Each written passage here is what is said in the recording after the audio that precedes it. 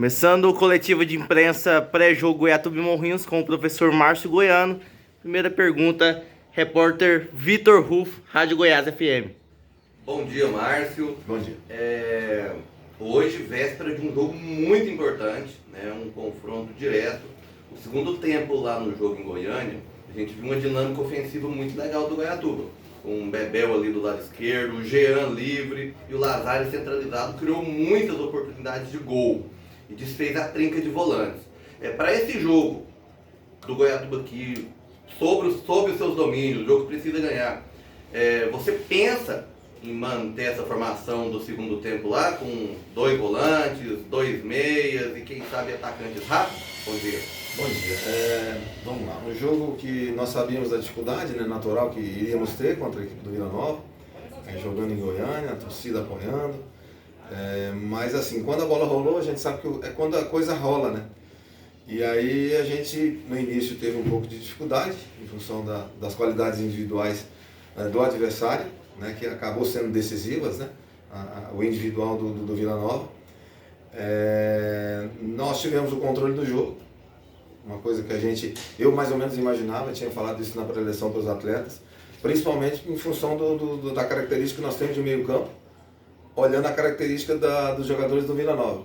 Então a gente tinha mais ou menos isso, tínhamos falado com relação a isso.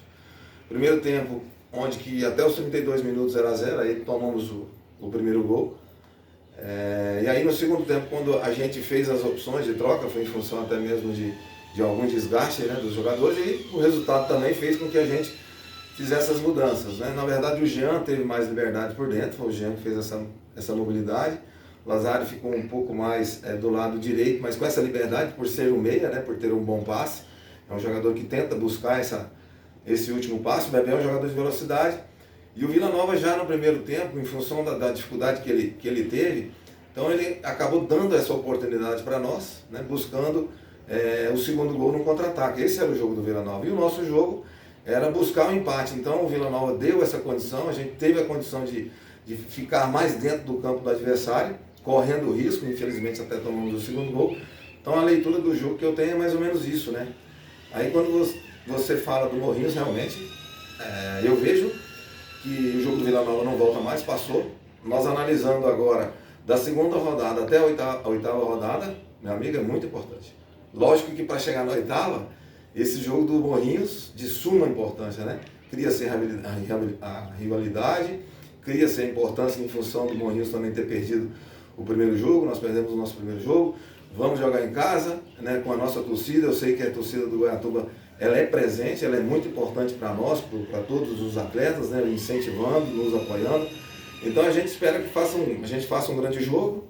A gente vai também fazer o último trabalho, o último treinamento, dependendo também de algumas observações com relação a alguns atletas. Tá. A questão do Morrinhos, o técnico Jair Ventura deu uma entrevista antes do jogo e se confirmou durante o jogo, falando do poderio aéreo ofensivo do Morrinhos. Eles têm uma bola aérea ofensiva muito forte, inclusive teve várias chances. Você deve ter acompanhado a partida, você percebeu. Você está fazendo algum treino específico para tentar barrar essa bola aérea do Morrinhos? E já emendando a pergunta, mas até uma maneira de você explicar para o torcedor entender. O torcedor tem uma restrição muito grande em relação ao posicionamento do zagueiro Jackson, né? E você, desde a divisão de acesso, é um jogador que você gosta muito, por ser canhoto, tá ali do lado esquerdo, mas a gente percebe uma certa dificuldade dele na recomposição de velocidade. Geralmente no 1 a 1 ele perde na velocidade, e no posicionamento. Já aproveitando essa pergunta aí do poderio aéreo do Morrinhos, já fala sobre a sua opção aí pelo zagueiro Jackson, já que temos o milanês no banco, um zagueiro experiente.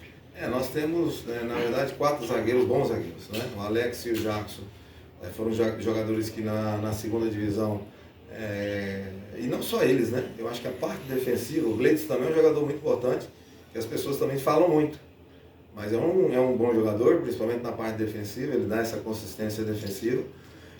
Mas voltando aqui nos zagueiros, são 4 jogadores que têm condições de ser titulares, 4 jogadores. Especificamente o Jackson é um jogador jovem, um jogador que eu tive a oportunidade de trabalhar anteriormente, né? Então eu já conhecia da qualidade individual. Você falou um fato importante, a saída de bola com relação à perna esquerda. Se você for pegar grandes equipes hoje, eles estão fazendo mais opção por esse atleta, né, que é a saída de bola, achar o passe por dentro, né? Eu também fui zagueiro, então a gente tem um pouquinho mais de dificuldade. Joguei do lado esquerdo, então tem momentos que você tem essa dificuldade do passe, né? Mas a gente entende o respeito, né? Cabe ali dentro de campo a gente estar posicionando os atletas, a gente faz muito esse tipo de trabalho. Às vezes a gente faz alguns trabalhos e nós falamos dos atletas, não fazemos linha de impedimento, nós trabalhamos como todo mundo que sempre está compactado, né? Então a gente está atacando, a defesa tem que estar compactada. Se a gente joga com a equipe, contra uma equipe, um adversário que não faz essa compactação, a gente já explora essa lacuna que fica entre volante, entre zagueiros. Então são todas essas situações que a gente trabalha com relação a essas funções, né? Então é compactação. Algumas dificuldades elas existem, mas voltando aqui, Milanês é um jogador que trabalha comigo, conheço o atleta, bom atleta, futebol goiano, conhece bem esse atleta, o Iago também que chegou, tem totais condições.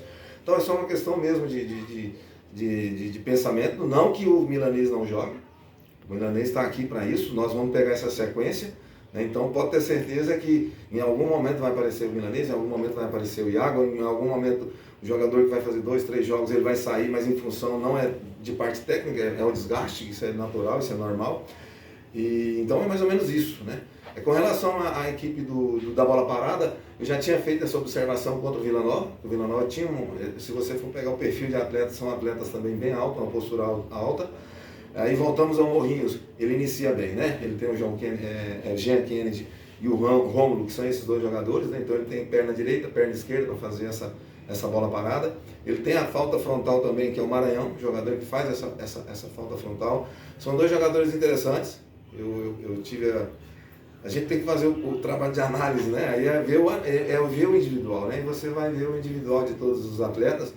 Então, dois jogadores que me chamou a atenção, né? Porque é o próprio Maranhão e o Magrão faz um zagueiro, mas usado na função como volante. São dois jogadores que preocupam em função da articulação, da armação. Tem o próprio Diego, que é um meia, que faz essa movimentação.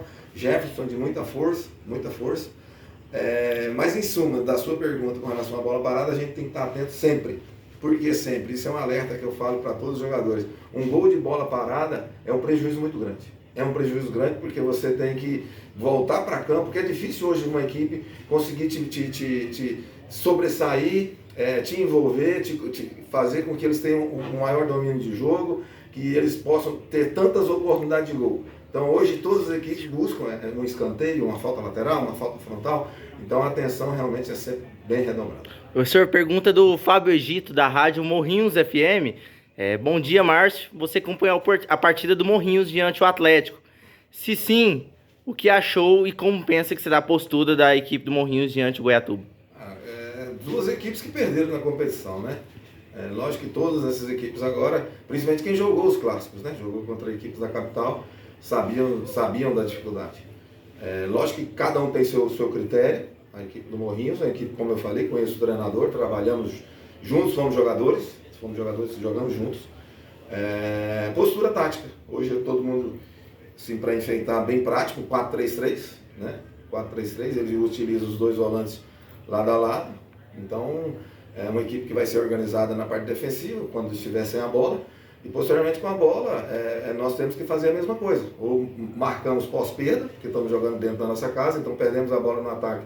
Nós somos obrigados, de repente, fazer essa marcação pós-perda e ser inteligente, né? Para não se expor tanto também e dar as oportunidades para o adversário. Porque o adversário quer essas oportunidades. Nós conhecemos bem o Roniel, que é um jogador rápido, um jogador velocista. Nós vimos bem o Jefferson, que é um jogador rápido, velocista. O centroavante a gente já conhece, se for o mesmo, que é o Johnny. É um jogador de área, um jogador que vai estar sempre ali brigando com os zagueiros. Ele tem reposição ofensiva, que nós também observamos em outros jogos amistosos que a equipe do Morrinhos fez. Então tem atletas também ofensivos, tem atletas agressivos, então nós temos que estar atentos o tempo todo. Isso, agora a pergunta do Jânio Ramos, da Rádio G Mais FM.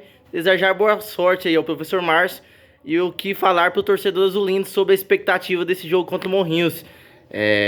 confiante, o senhor está confiante, o torcedor pode ir ao estádio e ver um Goiatuba com muita determinação e aplicação em busca dos 3 primeiros pontos, e já aproveitar para fazer um convite para o torcedor lotar o Divinão, confiado e apoiado durante o começo ao fim da partida. Eu sempre confiante, né? Eu sempre falei que eu tenho na minha lembrança, quando vinha jogar, a torcida do Goiatuba sempre foi presente, isso é muito importante.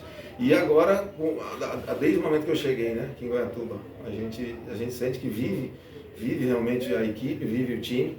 Então o torcedor ele pode esperar tudo, porque é um jogo decisivo, não só esse, todos os 5 jogos que vamos fazer aqui em Goiatuba, mas esse jogo realmente ele se tornou, eu falo esse jogo em função de ser o primeiro jogo em casa, né?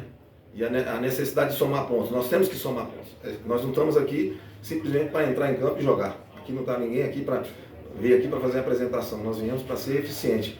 Então eu espero que a equipe do Goiatuba seja eficiente, faça o que a gente tem determinado, a gente tem trabalhado durante esses dias aí que nós tivemos juntos, porque agora realmente é fazer o melhor, e o melhor sempre é buscar os resultados positivos dentro da nossa casa. Então dentro da nossa casa nós não podemos deixar o adversário vir aqui e ser melhor do que a gente tem que estar preparado para tudo que vai acontecer, porque o adversário também tem a qualidade, tem os jogadores que também têm a sua estratégia, mas dentro de casa nós temos que mostrar a nossa força. Então dentro de campo a gente tem que ser uma equipe forte. E nós sabemos que aqui, a arquibancada também é forte, a arquibancada é pesada, a arquibancada é presente. Então, que o torcedor venha, que o torcedor nos apoie, que o torcedor esteja junto em todos os momentos e que nós, todos, após o jogo, podemos aí, de repente, comemorar o nosso primeiro resultado. Valeu, professor, obrigado e bom jogo. Bom dia.